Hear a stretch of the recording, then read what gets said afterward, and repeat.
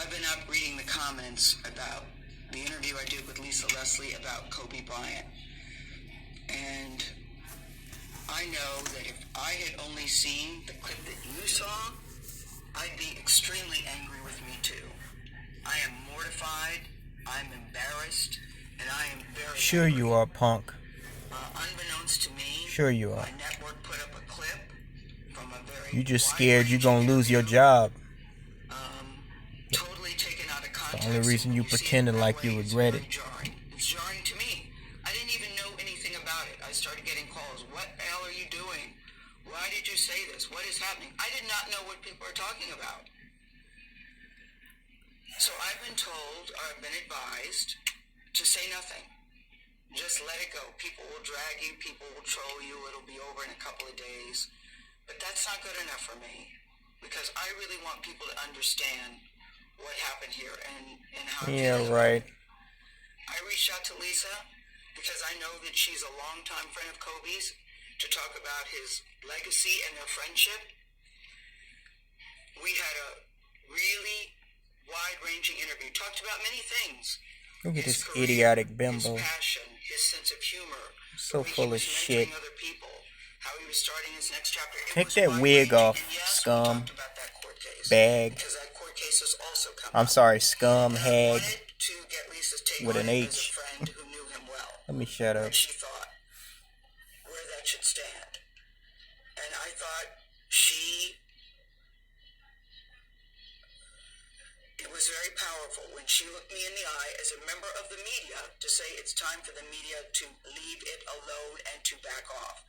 During the course of the interview, I asked follow-up questions because I wanted to make sure that her position and perspective were very clear.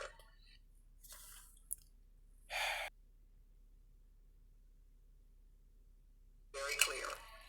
And at the end, when she said it's time to leave it alone, as I said, I thought that was powerful. And I insisted that that part be in the interview because I thought that it put a nice button on that part of the conversation.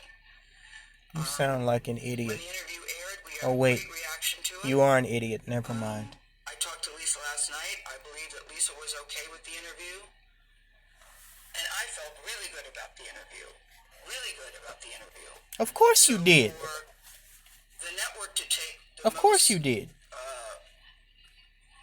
Salacious part when taken out of context and put it up online for people who didn't see the whole interview is very upsetting to me, and that's something I'm going to have to deal with them.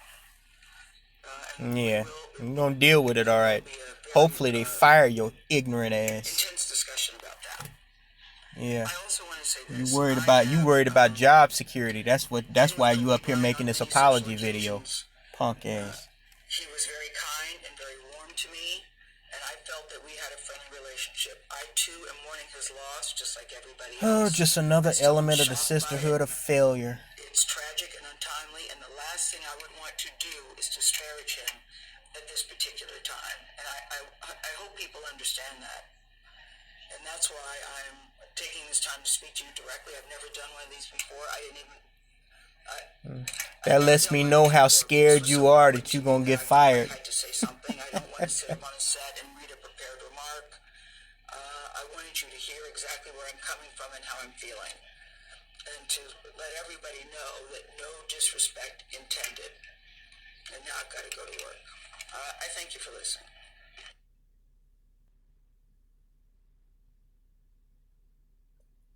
It's been said that his legacy is complicated because of a sexual assault charge, which was dismissed in 2003, 2004. Is it complicated for you as a woman, as a WNBA player? It's not complicated for me at all. Even if there's a few times that we've been at a club at the same time, Kobe's not the kind of guy, never been like, Lisa, go get that girl or tell her or send her this. I have other NBA friends that are like that. Kobe's, he was never like that. I just never have ever seen him being the kind of person that would do something to violate a woman or be aggressive in that way. That's just not the person that I know. But Lisa, you wouldn't see it though. As his friend, you wouldn't see it. And that's possible. I just don't believe that. And I'm not saying things didn't happen. I just don't believe that things didn't happen with force. Is it even a fair question to talk about it, considering he's no longer with us and that it was resolved? Or is it really part of his history? I think that the media should be more respectful. At this time, it's like if you had questions about it, we've had many years to ask him that. I don't think it's something that we should keep hanging over his legacy. I mean, it went to trial. It was dismissed because the victim in the case refused to testify, so it was dismissed. And I think that that's how we should leave it.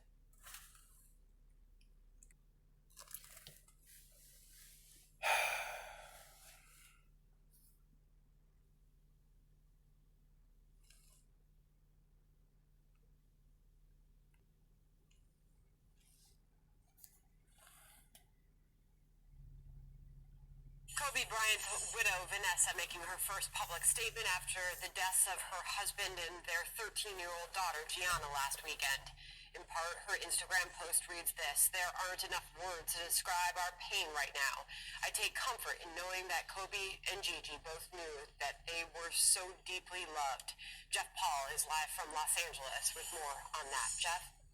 Yes, Sandra, Vanessa Bryant not only thanking the millions of people who've shown their support, but she's now pledging to help the other victims' families, setting up a fund to support them through the Mamba Sports Foundation.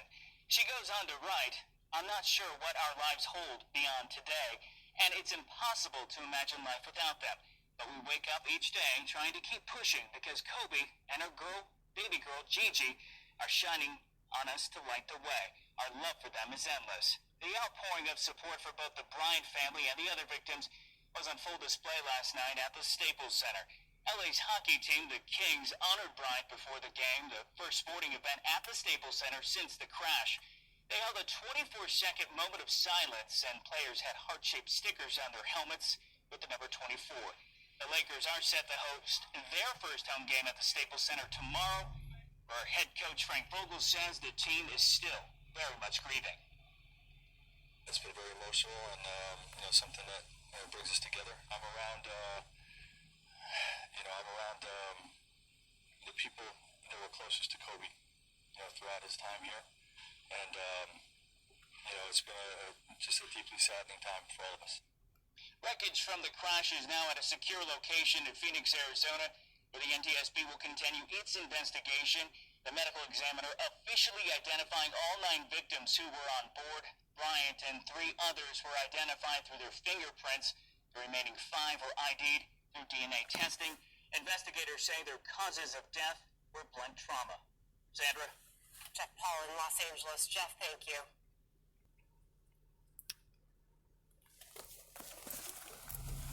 I hate doing videos like this.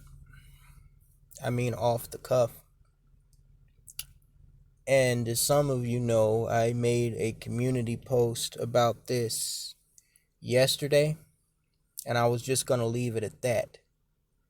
But since then, there have been the backlash from this uglified bimbo, Gayle King, has been increasing just within the past 24 hours. Snoop Dogg has spoke out about it. Apparently, imprisoned Bill Cosby, he has a TV. He's allowed to have a TV in his cell, so he pretty much comments on several current events. How his comments and opinions wind up outside of the prison, I guess, is a subject for another video. But he had something to say about it. Tommy Sotomayor made a video about it. And CBS, from what I'm hearing, is considering suspending this dumb broad. Now, if she was a black man or even a white man, she would have already been suspended. But because she's a black American female, with an emphasis on the female, they're going to move very cautiously with this, because it's very easy for black American females to play the victim and accuse people of racism and sexism like Omarosa tried to do when Trump flushed her also uglified arse. But I'm not going to labor too long on this issue. The fact that Gayle King would bring up, and see, here's the thing. I don't want people to, let me explain something, okay? I don't owe any female nothing except the woman who birthed me. But I am in no way, shape, or form making light of rape or sexual assault, okay? That is a very serious crime. To be physically and sexually assaulted is a very serious crime, okay? Me personally, I have been the victim of physical, not sexual, physical assault before. Some hoodlums jumped me back when I was 19 years old, and they tried to strong arm rob me, but luckily I was able to get away. So I'm not in any way, shape, or form making light of anyone who was sexually assaulted, okay? What I am questioning is the integrity of someone that brings up, just like we saw in the just like Oprah and these other bimbos did in the Michael Jackson case. 10 years after this guy is dead, you bring up a case that he was acquitted on, okay? We're not talking about, I guess Bill Cosby can't make that argument because they put him through a kangaroo court and trial and he was acquitted, okay? But both Michael Jackson and Kobe Bryant have two things in common right now. They died young, premature deaths, and they were acquitted of the sexual and rape charges and allegations against them. Well, in Kobe Bryant's case, I don't think it even went to trial. Gayle King was wrong about that.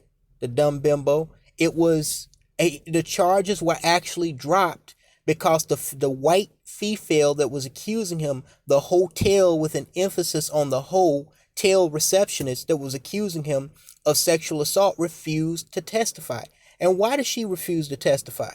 Okay, because a couple of you brothers had brought this up about him being a rapist. The fact that you would believe what the media said against a black man in this day and age, really right then and there just shows me why I say that I don't trust any of you Negroes. Okay, I just don't. Because you are willing to jump on a bandwagon in a drop of a fucking dime. Okay? The fact of the matter is, the white bimbo that accused him of sexual assault, she refused to testify, and so the prosecution didn't have a case, and she did refuse to testify because Kobe Bryant's lawyers hired private investigators back when this happened. They hired private investigators and found out that this female was a hoe. She was a get around, round and round we go, that Tupac song, I get around. She got around, so to speak. Okay. They also, I think they did a rape kit on her, and they found, I don't know, I think they did find Kobe's semen, but they found all kinds of other men's semen inside of her as well. Somehow that information leaked out. Okay. So she didn't want the truth coming out of the fact that she was trying to set Kobe up, and that, she was pretty much spreading like fucking butter on spread on bread for any dude. So she backed away from, pursuing the case. It settled out of court because she didn't want to testify. Okay. So Gayle King bringing this up really just shows her hatred and disdain for black men. But that is not surprising that she would bring up unfounded, unproven allegations. Just like it's not surprising that Oprah would bring up unfounded, unproven allegations against Michael Jackson. Okay? Because this is what has truly been at the heart, at the core of the black American female, I'm starting to think, since even the slave days. Which is why it was so easy we're on ScrewTube. Never mind. But anyway, my real point of this video was, quite a few of you brothers not too long ago, you sent me links of this booger bear, Crystalline, you know who, that was talking trash, and then there was some other females that were talking trash, and their videos got thousands of views, and y'all were so outraged, and I criticized y'all for not only sending me those links but being on those females channels, right? That was like Jason Pope to me. It was like, and really, this Gayle King thing is and. But my point is, y'all acting like these females on social media are the only ones that have that not so hidden hatred for black men and disdain. I don't feel a bit of sympathy for R. Kelly. But you saw how this particular bimbo was looking at him with that snake eyes in that interview. She had nothing, and it wasn't him individually. The way she was looking at R. Kelly was the way she felt in general about all black men. Okay? So what I'm saying is, it really doesn't matter what profession, it really doesn't matter what level of the media they're at, whether it's mainstream media like CBS or social media. Okay? All these females are alike. And when you consider that, I think Gayle King has a black daughter or something like that. She has been in intimate relationships with black men before. Okay? And, things get wrong. And now, just like every other black female, just because she's a reporter for CBS don't mean nothing. She has that same bitterness. Okay? She even acknowledged in her own interview that those allegations, the black girl that was WNBA player standing up for Kobe, she said those charges were dropped. And she really told Gayle King in so many words to shut the fuck up and leave it alone. Now I'm going to close with this because I got to get back to work. But I want you to compare the way Kobe Bryant and Michael Jackson and Bill Cosby are being treated against the way, say, a Cardi B who ain't even all the way black is being treated. A female that can admit to drugging and robbing men. Take some of these women who've done the murder-suicide, killing their husbands or killing, their black male friends, like Lisa McMullen in my home, in West Suburban Chicago. It ambushed the state troopers and shot them in the back, right?